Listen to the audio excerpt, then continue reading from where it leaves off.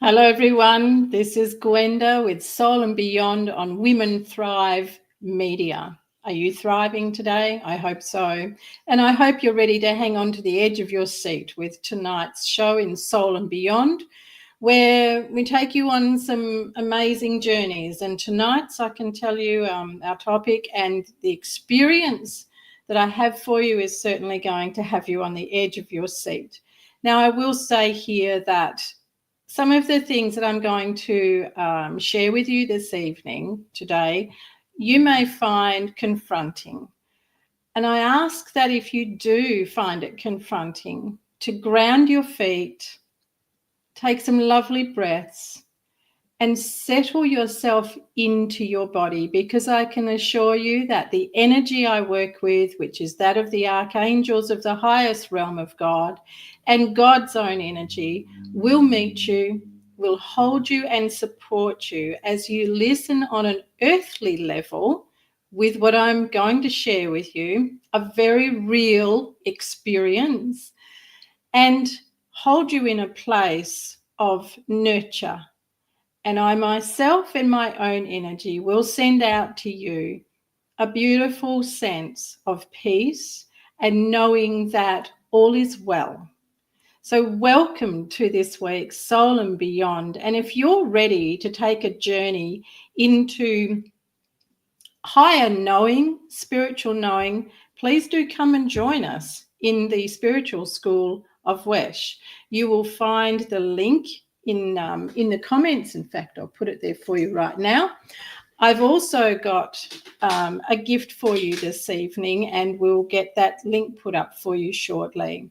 Good evening and welcome to Mandy, Michelle, Jackie. Wonderful to have you here. Karen, hello.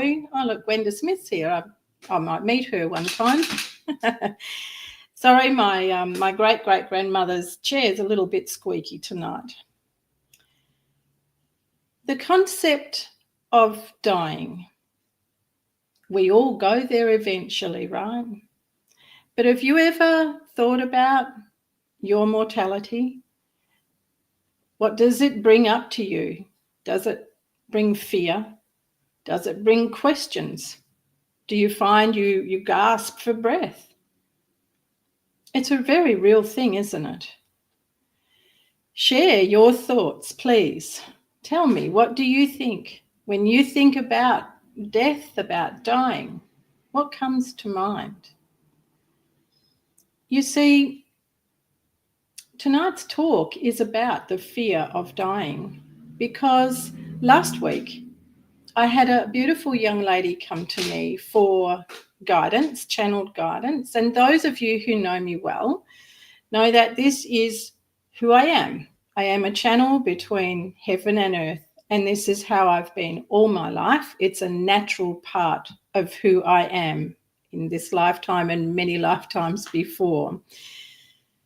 So it's never a surprise to me to have visitations with beautiful angels, elemental beings like cheeky fairies, pixies, and so forth, to connect with all of the beings of nature.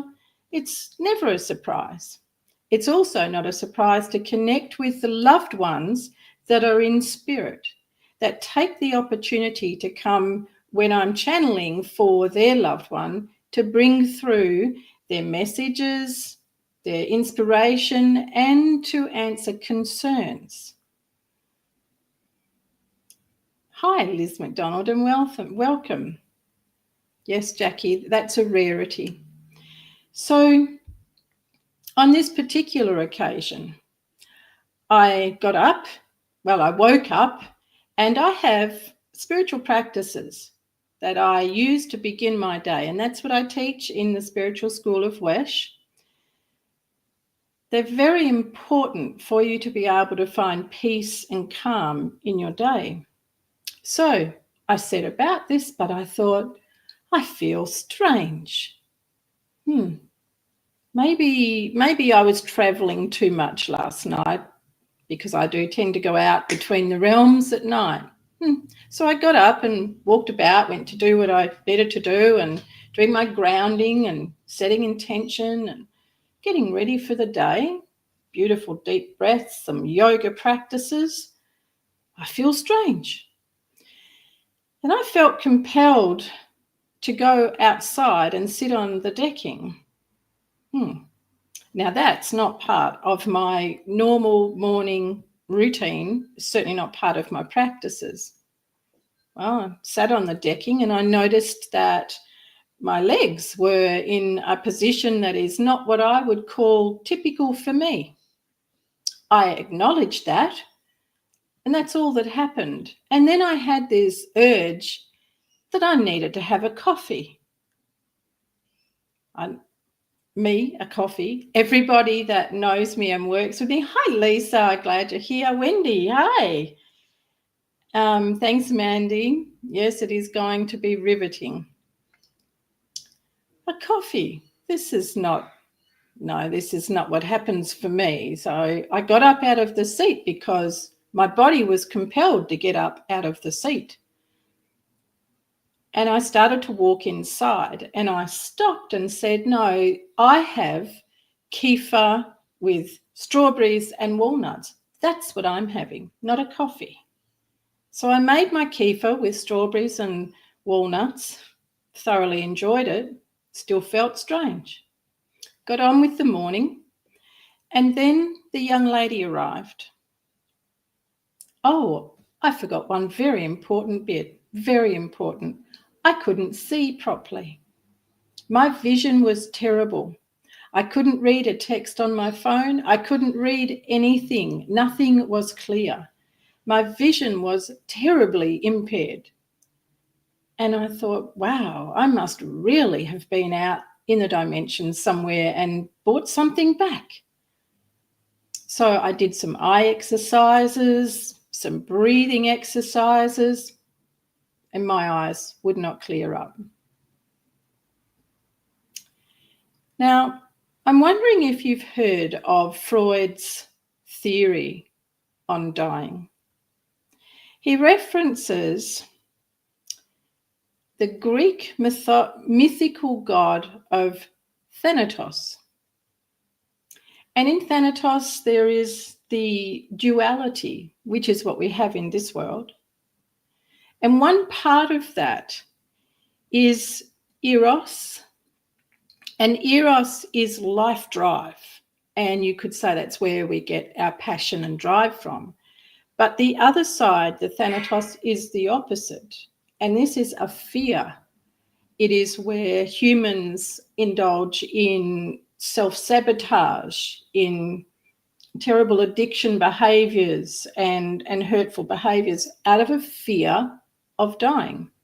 And yet the other polarity of that is a want and a yearning of dying for peace, to remove ourselves from all of the tragedy, the pain, the suffering that we see around us or that we can be experiencing ourselves. So with this story, Freud's theory on Thanatos is actually quite relevant. And if you would like to know more about this, feel free to come join us in the Spiritual School of Wesh, where I'm going to speak more about it because it's quite profound and very interesting. Now, we do also have an angel, an archangel known to be the angel of death. And I have had interludes with that archangel. Always very interesting.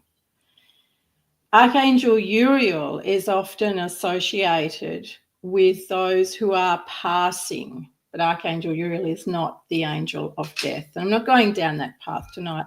Yes, Wendy, it was very scary, not being able to see, feeling strange and not knowing what was creating this was very unnerving is the word. So I went about the rest of the morning getting ready, and then it was time to prepare for this young lady's guidance session. So I went in and did my prayers and lit my candle, and I felt compelled to lay on the floor. Something else that was just not what I would call normal for me. But I will always follow guidance. I will always follow what I feel from deep within me, not from here. I'll never follow that. But I have a different way of harnessing that than maybe you do. So I laid on the floor and I closed my eyes. And then when I opened my eyes, my sight was crystal clear. My vision was beautiful and I felt different. So I set about getting ready for this young lady. She was soon to arrive. We began her session, and when I'm channeling, ordinarily I'm out in the cosmos. I'm a natural channeler. It's how I am, it's who I am. So I go and play with the angels, my guides, go and play somewhere in the cosmos. And all was going along incredibly powerful for this young lady, to the point where I was allowed to listen. And I said to her, I broke in through the channel myself and I said, wow, you know, I wish that this was being recorded because the guidance you're receiving is incredible. And then all of a sudden, at the door was the impression of somebody knocking to come in. Now, we'd had some tears, and I asked the young lady, was there someone or something that she would really like some help with? And then she really cried more heavily, and she said, I just want to know if my dad is around. And I said, well, I will set about finding him and asking if I may have permission to access him. That is how I work. I work by universal God's law, and I don't ever expect that I make the rules. So as I was preparing in prayer to seek that access, it was evident that there was someone knocking at my door, and then a face. And I said, well, you were the reason that I could not see. You were the reason that I sat on my decking with my legs in a different position for me. And you were the reason that I felt compelled to have a coffee. And he said, yes, because I'm finding all of this intriguing. And I said, well, for a start, you broke all the rules. You see, this encounter with this spirit, he had invaded my energy space. Do you cleanse and clear your energy fields? I do every day. And I have very specific guardianship around my home and around me. So can you imagine my surprise to find that this spirit had invaded my energy bodies enough to make me feel things that I knew were not mine? Can you imagine? So I said to the young lady, I told her that her father was there, and I explained to her what he had done and how this was very not acceptable, that he had broken rules. And you know, she jumped into defense, telling me what a wonderful man her dad was and he would never have hurt anyone or brought any harm. And I said, oh, but we'll back that up. It's not about him bringing any harm. I'm explaining to you that what he's done is breaking universal and God's law, and especially with someone like me. So I will be having words with upstairs afterwards about this. But then I proceeded to speak to him, and he showed me that when it came time, oh, Maxine, hello, how lovely. Good, Jackie. Yes, I'd be surprised if you don't. He showed me that when it came time for him to go through the process, and I'm going to call it a process mainly for the sake of the mind, the process of dying, he was scared. The actual sensation of feeling himself leaving his physical body scared him, and he didn't know what to do. Now, I've had many encounters with spirit in hospitals, in hospices, at accidents, all sorts of places, as they are leaving the body or as they are standing beside it. They are always in a state of amazement, but I've not had any of them tell me that they were actually scared of the process. Now, the really funny thing that happens when I channel for people is that, especially these days, they want to argue the point. So while he was talking to me, I was explaining to his daughter what he was saying, and she said, "Oh, I find that very odd that Dad would be scared to die because he was raised Roman Catholic, but he didn't believe in the afterlife." Did you hear what she said? I find it very odd that Dad would be scared to die. He was Roman Catholic, but he didn't believe in the afterlife. Well, which is it? You're Roman Catholic and you don't believe in the afterlife, or you're Roman Catholic and that makes you not scared to die. So I had to explain to her that this isn't about her perception of her dad or whom she thought he was around his beliefs. You see, as the channel, I do not have the right to change what is being said, nor to put my perceptions on it. Mind you, I've heard plenty of supposed channels do exactly that, but that is not the level that I work at. So for this fellow to be showing me what it was like and that it scared him, and it scared him because he did not believe in the afterlife. He did not believe that he was going to be anything but, going back to dust. So here he was going through that process of dying, and he was scared. And then he showed me that once he was fully out of the body, he was amazed. He was amazed and intrigued at what he could see and what it was like and what it felt like.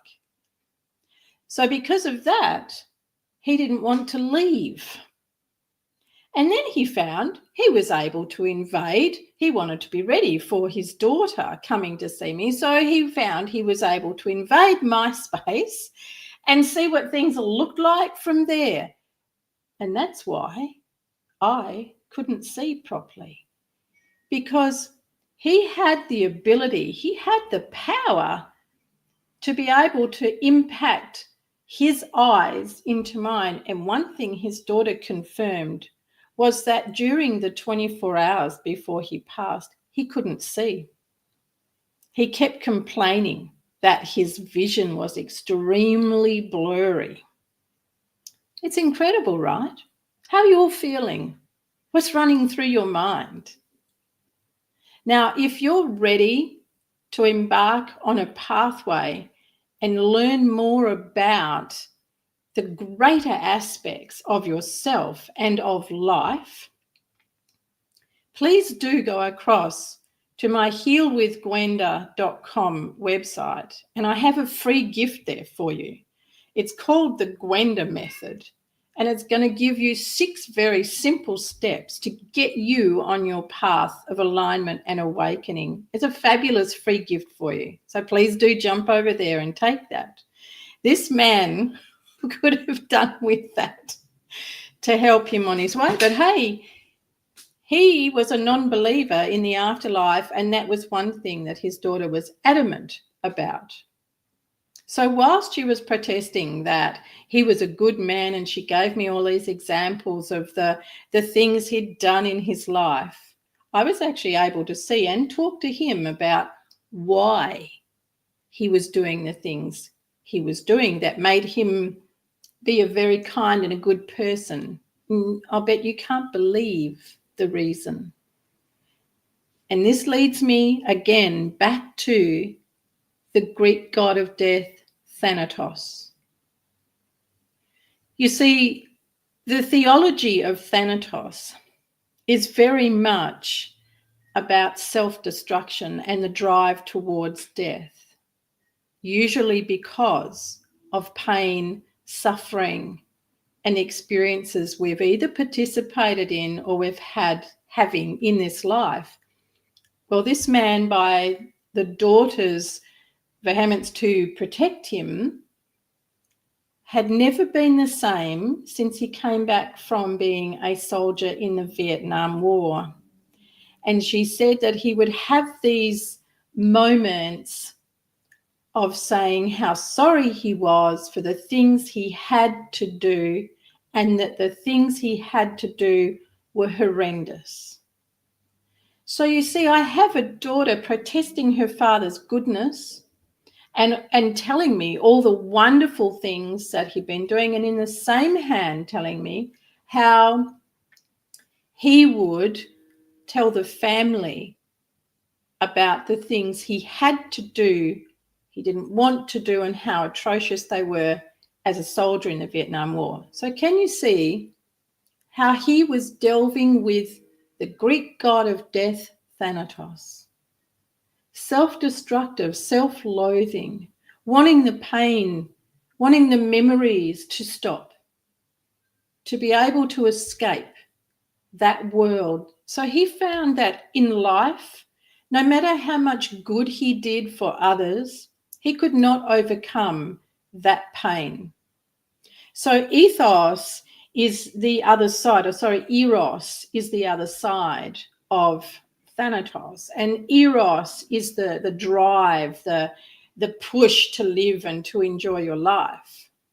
So whilst this man in one hand was making that passionate drive, desperately trying to right what he believed to have been wrong as a soldier in Vietnam, the aspects of the god of death, Thanatos, were greater for him.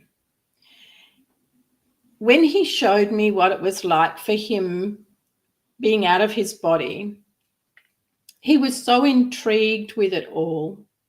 Oh, good, Mandy. Yes, it's good to be a believer in these instances, isn't it?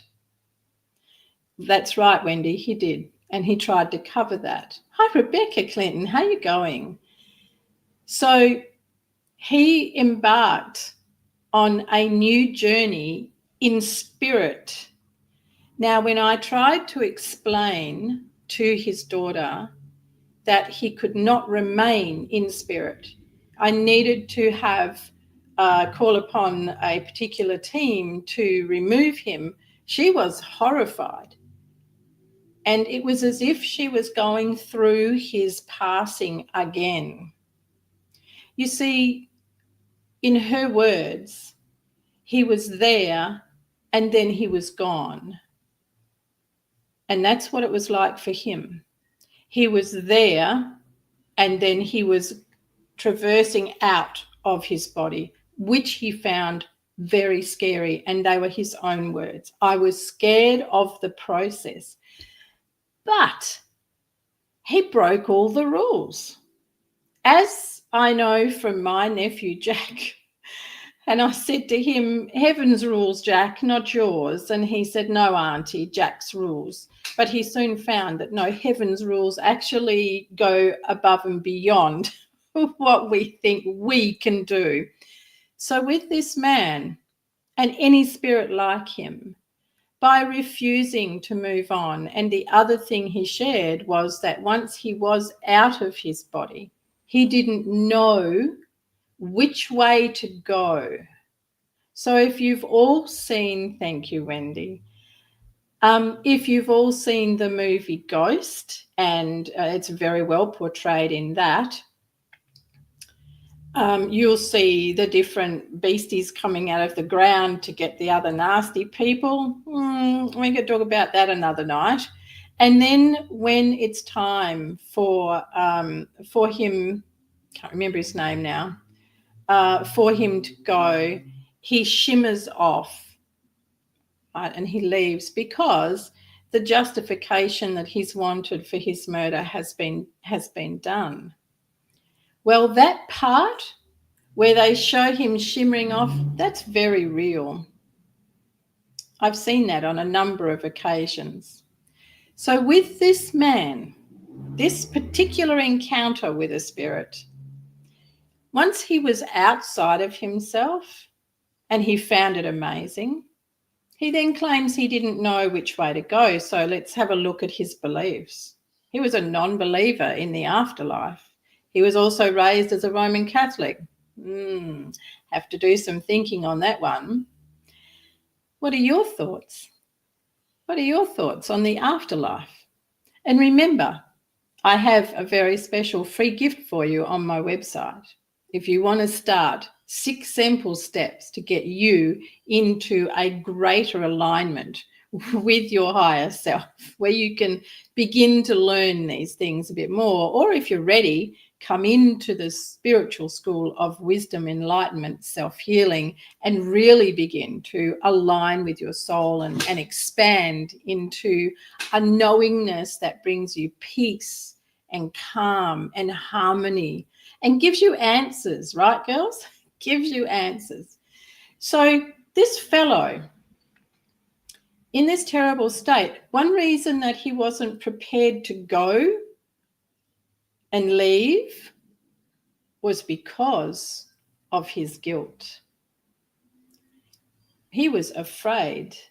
Once he realized that there was an afterlife, now it looks like we're taught that we actually have to face the big fella for everything that we've done in this life was becoming a reality for him.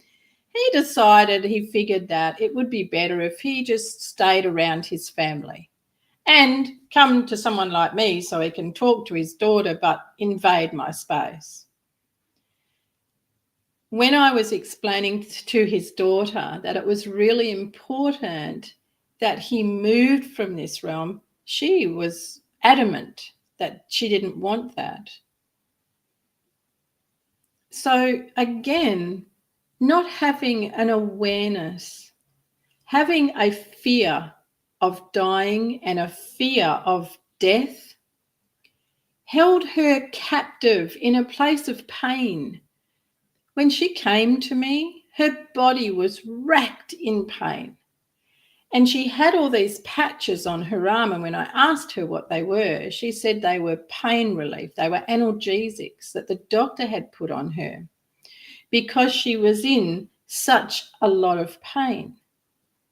Well, this want to hold on to her father and not let him go into, I'm going to say heaven, into the next realm where he needed to be, was actually causing a tremendous amount of pain in his body, in her body, sorry. So that to the point where she had to have all these patches of analgesics all over her arm. So what I want to bring to you tonight is I really encourage you to become more aware of who you truly are. And that's nothing to do with this world. Become more aware of the power, the incredible power that your soul holds, and how that can help you through this life. And it can also help you to transition out of spirit. So where did I leave this man? Are you wondering about what happened with him? Well, between him and his daughter, it was actually very challenging to get them both to let go, get them both to be in a place of feeling peace. He held on tight to the guilt and the scaredness that he felt about things he'd done in his lifetime and what was awaiting him in the afterlife. So you see, when he said that when he was out of his body, he didn't know which way to go, that is not a truth. The soul knows exactly where to go.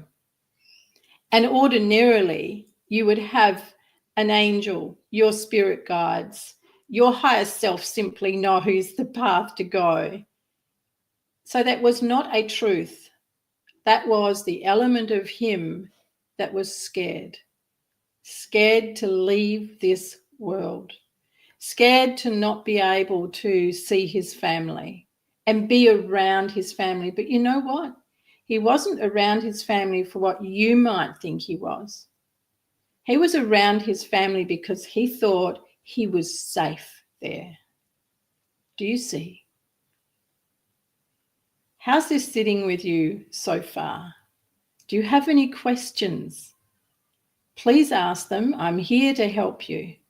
I'm here to help you on your spiritual journey, your spiritual evolution, and very much for you to be in soul alignment. So remember, if you're ready, come on over and join us in the Spiritual School of H.E.A.L, or at least begin your journey with the free gift I have for you on my website. And you know what else? If you'd love for me, or you'd like to refer me to someone who's looking for a speaker, you can always reach out and book me to speak at your events. I cover all things holistic and spiritual because it is all blended. It is all part of the one picture.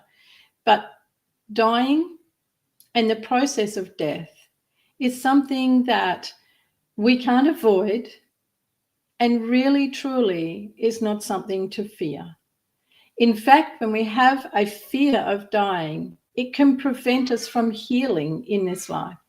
So for this man in particular, he really needed healing for the things that he had done, that he'd held on to, knowing that they really essentially were catastrophic, and he hadn't been able to heal past them. So that in itself has made dying for him very scary and trapped him essentially by his own doing here in this world. I'm going to take a moment to have a look at your comments so I can keep up. Yes, Jackie, it was. And yes, Wendy, oh my goodness, was right. I thank you, Rebecca. Glad you find that that's a great message. Karen McAllister, I hold faith in the mystery within the afterlife. Karen has nailed it. It is faith and belief that are your anchors, your absolute anchors that will help you in this life and going into the afterlife. Wendy is saying, afraid to suffer any consequences of the universe or within the afterlife. Yes, he definitely was. The spirit does, Michelle. You must go. Have you forgotten, Michelle? You must go to the healing plane. And this is where I was encouraging him to go to, but he and his daughter were resistant to him leaving. You must go to the healing plane of heaven. I call it hospital in heaven, and that's where all things from this life are transformed into pure love. And you are then free to move about through the heavens, if I put it in that very simple context for this moment. We most definitely take emotions in that first stage and in the initial stage, unless you have been doing a lot of soul alignment work, the deep inner work, and you've already transformed and been transforming the things that you have experienced in this world, then there is no need. You will bypass the hospital in heaven, the healing plane. Yeah, wasn't it, Mandy? His it was very interesting perspective his, and he was very dogmatic with it. Oh, wonderful, Lisa. You're all over the topic. Interesting. Rebecca, would that have been classed as his ego? So ego does, if so, does ego stay after death? No. Only when you are in that transition stage, you still have these elements of you, which you might call the ego. It's actually the mind. The ego is the mind. So you can still have the impressions and the holdings, and that's what was actually holding him back, the mind/ego. And yes, once you have really moved into heaven, so into that healing plane, hospital in heaven, the ego is transformed and all becomes, as it once was, pure love, divine self. Yes, profound, Jackie. Got it, Michelle? Cool. And Mandy, I had that very light bulb moment earlier this week. Perfect, Mandy. I did find it interesting after your message that this was going to be the topic for tonight, and I hope that you would join me, because any fear that we have inhibits us, becomes an obstacle to healing. It becomes an obstacle to us being able to live this life to its fullest, to have the most amazing life here. So anything, everybody check in and have a look with yourself. Have you a fear about anything? But in this case, this topic is about dying and the process of dying. It's not just dying. You see, he had a real issue with the process of dying.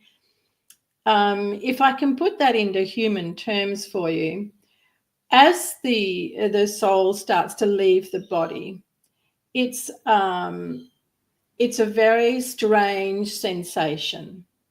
And if you're a non-believer, if you also don't have any belief in the afterlife, I guess that's the same thing, then that sensation would be very alarming, because you'd be like, hey, why am I feeling anything? If, there's nothing after this, why am I feeling something? So that in itself would be quite alarming. So when we are shackling ourselves to a fear of dying, so if, for example, you've been diagnosed with something that is considered to be life-threatening or life-impeding, that can really bring forward your fear of dying. So there's two elements here: fear of dying and fear of the process of dying. So it's always best for you to really be aware of any healing that you need to attend to. Because when you heal, you find that your passing from this world is much smoother and more peaceful. And that's what I really want to bring to you tonight, is to have a greater sense of awareness of how important it is for you to know that when you are aligned with your soul, with your higher self, your divine spark, and you're aligned with the Almighty Divine, which I do use the word God for, then everything in your life, it runs more smoothly. And your ability to heal anything is much greater. So again, I invite you to go to my website, and get your free gift. It's called the Gwenda method. 6 simple steps, a blueprint for you to get yourself into greater alignment. It's free.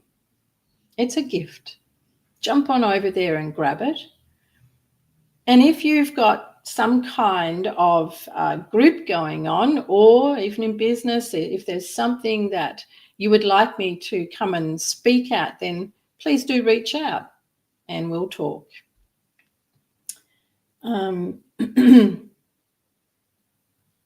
Oh, Wendy, thank you. That's a beautiful compliment. Wendy says, you always explain everything you teach with honesty and respect to the listener. Wendy, I treasure that. Thank you very much. And Rebecca, makes sense? Good. Any other questions? Please know that's what I'm here for.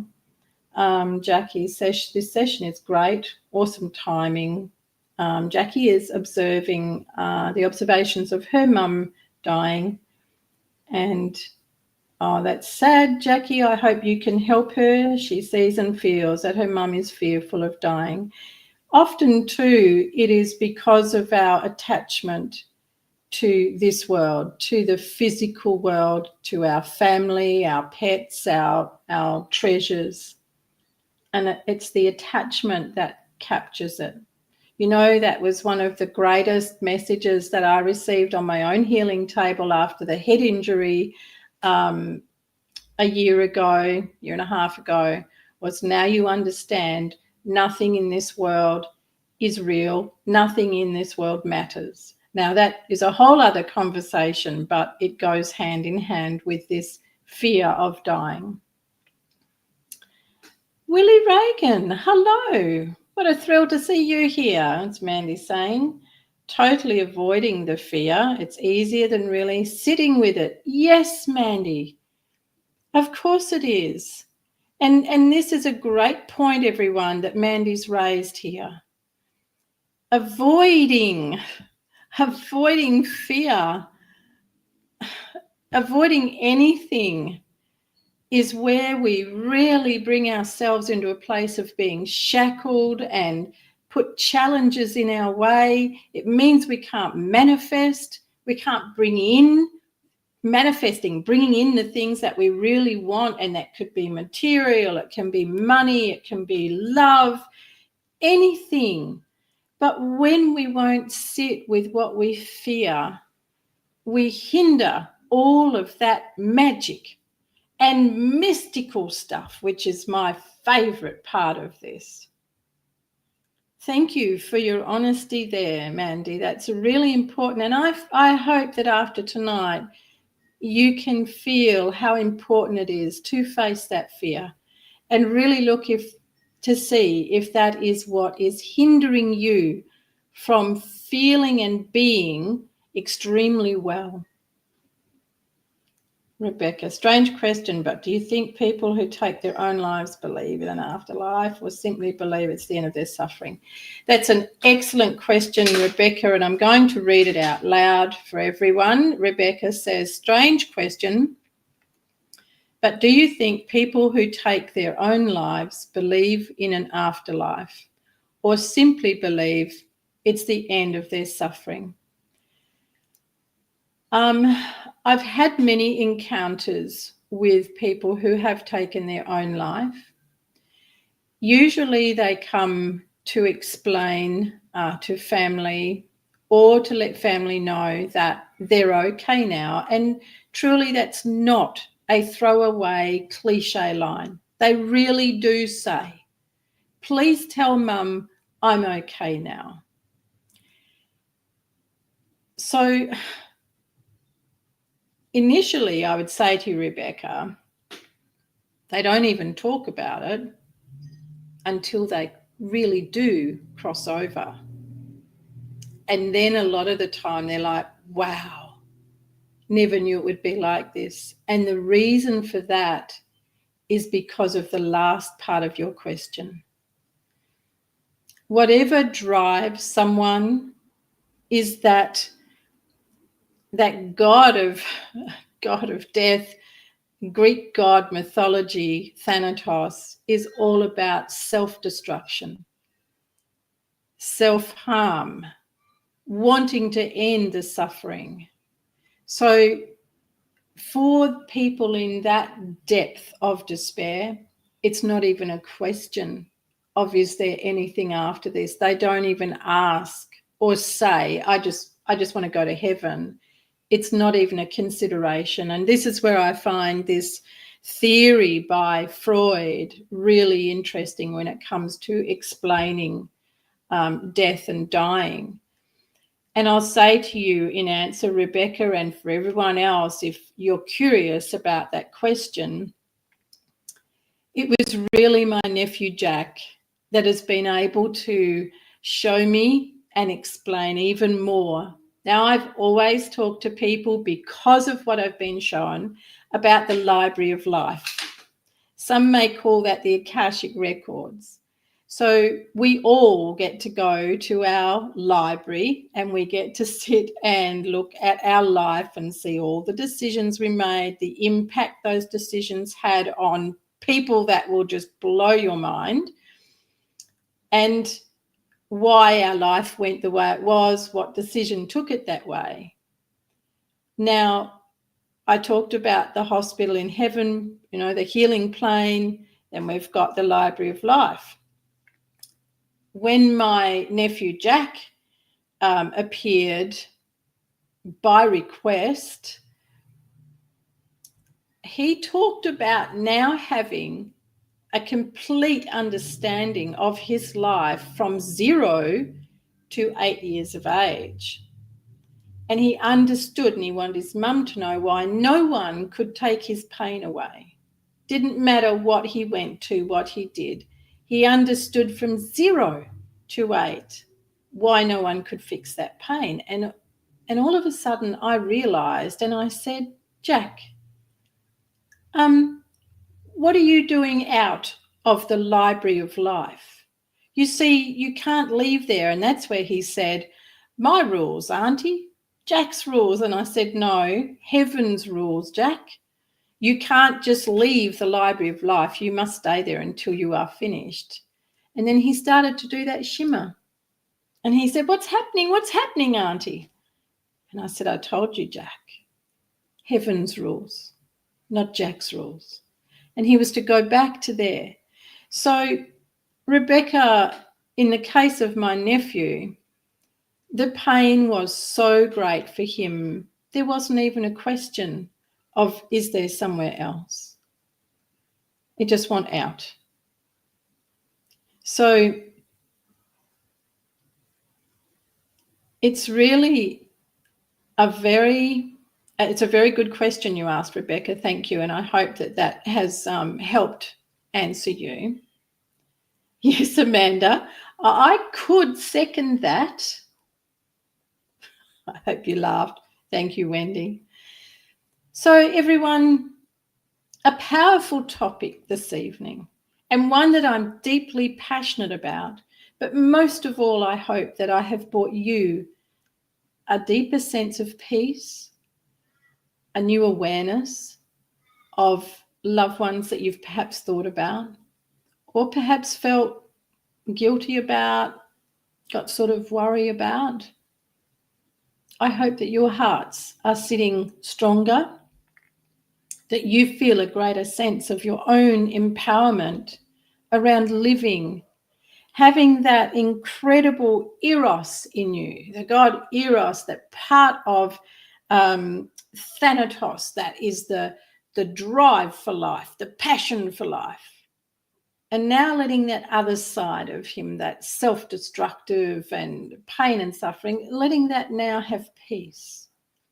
And knowing, as Amanda said, your own resistance, fear, knowing that you can transform that, learning to let go, learning to be in peace. And again, I invite you to join the Spiritual School of H.E.A.L, where I can guide you, nurture, hold you, and help you to have far greater awareness and soul alignment.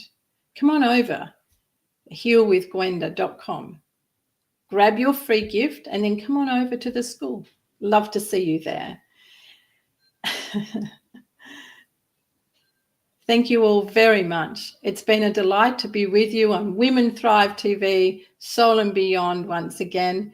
I'm Gwenda, your host, natural born medium, integrative wellness, spiritual healing mentor. Much love to you. That's fabulous, Karen. Thank you all very much. I'll see you again very soon. Keep an eye out for the links and the post to let you know. Bye for now.